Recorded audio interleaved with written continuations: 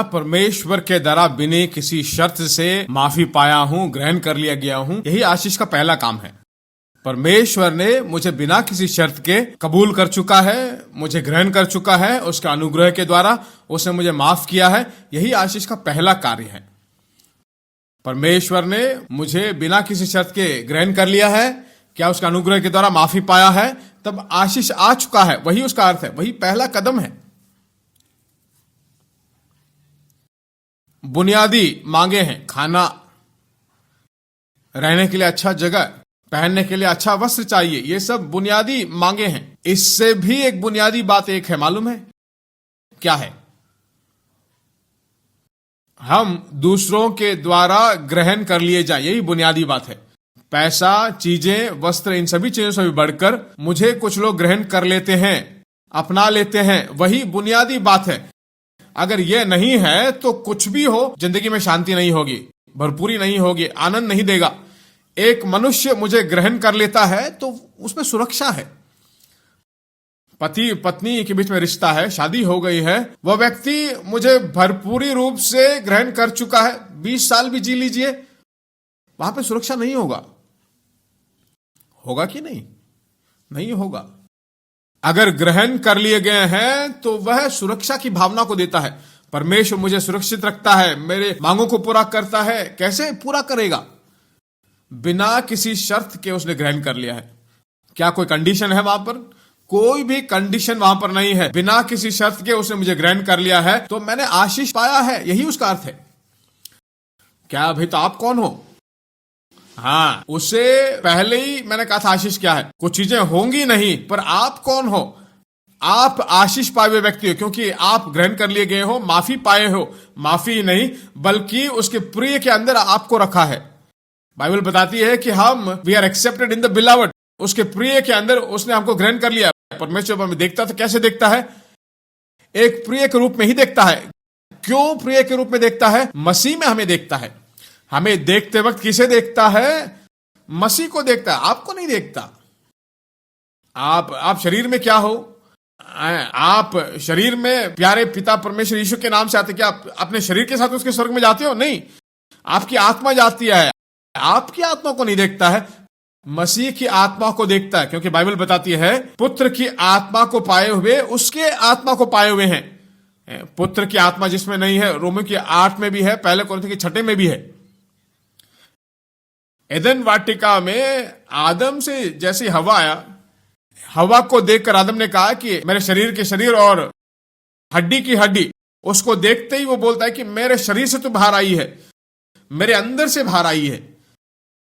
परमेश्वर जब आपको देखता है, मेरी आत्मा का आत्मा और मेरा रूप और स्वरूप ऐसा ही देखता है। ऐसा बोलेगा कि नहीं बोलेगा पता नहीं, पर ऐसा ही बोलना होगा, क्योंकि हमारी आत्मा उसके पास से आई है। तो मुझे देखते वक्त कैसे देखता है? दूसरे एक रूप में नहीं, अपने आप को देखता है। ऐसा जब देखता है तो परमेश्वर मुझे ग्रहण करता है कि नहीं? तो आप कौन हो? आप आशीष पाए हो। यही पहली बात है जो आपको रखना है। दूसरी, आशीष का मतलब परमेश्वर की दया आपके अंदर काम करे तो आप आशीष पाए हुए हो। परमेश्वर की दया क्या आपकी जिंदगी में काम करता है? परमेश्वर की दया अनहोनी को होने में कर देगा। आपके पैसों से जो नहीं हो सकता, परमेश्वर की दया से हो सकता है।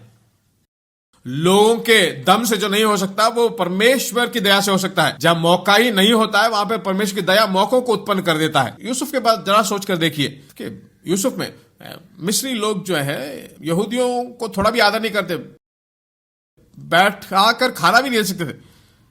उसको बोलते हैं ना, क्योंकि ये सब चरवाए थे, उसके साथ बैठकर उनके बिल्कुल बराबर में बैठ के खाते भी नहीं सकते थे।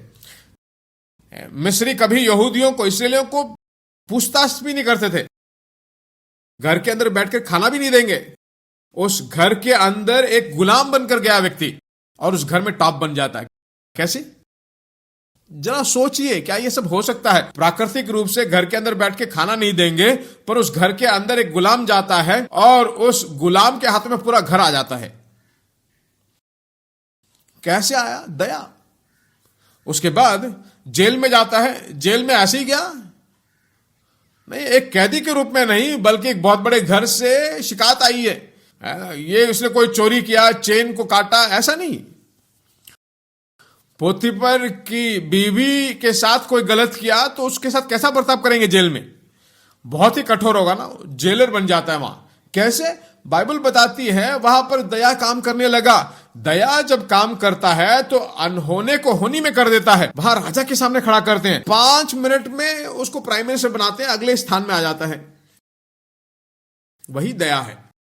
परमेश्वर की दया अगर काम करे तो मैं कहता हूं आप आशीष में जियोगे।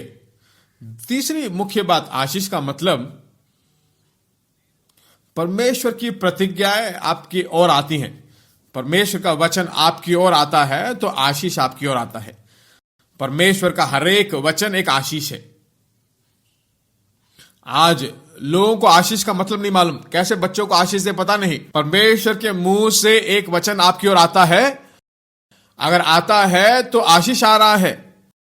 यहां पे गणेश की दूसरा बच्चा मालूम है कैसा हुआ, पैदा हुआ। कम्युनियन के टाइम में एक वचन आया और उस वचन ने उसके गर्भ को खोल दिया और एक नया लड़का उसको दे दिया। वही आशीष है। आपको जो चाहिए वचन आ जाए तो अपने आप आशीष आ रहा है, वही उसका अर्थ है। अगर वचन आ जाए, उस वचन को पूरा करने का पूरा जिम्मेवारी उस वचन में है, आपकी जिम्मेवारी नहीं। प्रतिज्ञा आ गया, वचन आ गया, आपको कुछ चिंता करने की जरूरत नहीं कि ये कैसे करें, वो वैसे करें, उसको कैसे लुढ़काएं। लुढ़का दिया तो खत्म हो गया, मतलब है। प्रतिज्ञा जिसने किया है वो उसको पूरा करने के लिए सामर्थ भरा है, पूरे निश्चय रूप से उस पर भरोसा करके। जिसने प्रतिज्ञा की है वो उसको पूरा करेगा। किसने प्रतिज्ञा की है तो उसको पूरा करना किसका काम है? अगर उसने किया है तो वो जरूर उसको पूरा करेगा। आपका काम क्या है? विश्वास करना, उसके साथ विश्वास को मिलाकर उसको बोलना। इसीलिए कहा गया है परमेश्वर की आशीष, धन यहोवा की आशीष से मिलता है, उसके साथ कुछ और ऐड मत करो, कुछ और बढ़ाना नहीं है। मैं ऐसा करूं, मैं वैसा करूं, वचन आ गया, वचन आ गया, आ जाएगा, पर क्या आएगा? विश्वास कीजिए। जो अनहोना है उसे होनी में कर देता है, वही आशीष है। वचन आ जाए तो अद्भुतों के लिए द्वार अपने आप खुल गया है, यही उसका अर्थ है।